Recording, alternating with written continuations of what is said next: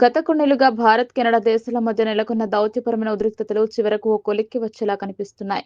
Canada కొత్త ప్రధాని mark Carney త్వరలో చేపట్టబోయే భారత పర్యటనకు ముందే అక్కడి సమైక్య ప్రభుత్వం భారత్కు ఊరటనిచ్చే ప్రకటన చేసింది.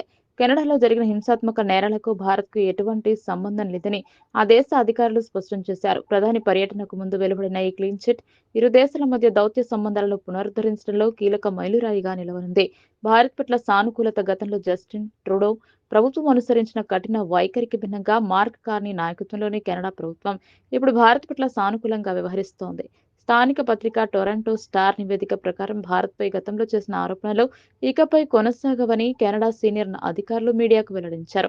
ఇరు దేశాల జాతీయ భద్రతా సలహాదారుల మధ్య జరిగిన సుదీర్ఘ చర్చల ఫలితంగానే ఈ నమ్మకం ఏర్పడిందని, కెనడా గడ్డపై హింసాత్మక కార్యకలాపాల్లో భారత ప్రమేయం లేదని వారిప్పుడు విశ్వసిస్తున్నారు. 2023లో సిక్కు ఏర్పాటువాద నాయకుడు హర్దీప్ సింగ్ నిజ్జర్ హత్య తర్వాత ఇరు దేశాల మధ్య సంబంధాలు అత్యంత దారుణంగా దెబ్బతిన్నాయి.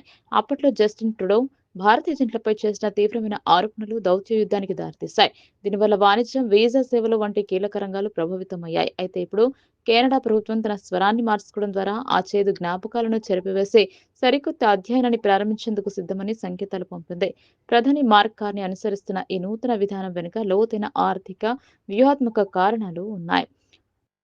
ఇరు దేశాల మధ్య నిలిచిపోయిన స్వేచ్ఛ వాణిజ్య ఒప్పందాల చర్చలకు మళ్లీ ప్రాణం పోస్తుందని విశ్లేషకులు భావిస్తున్నారు. ఈ పరిణామం అటు ప్రవాస భారతీయులకు, ఇటు పారిశ్రామికవేత్తలకు గొప్ప శుభవార్తగా నిలుస్తుంది.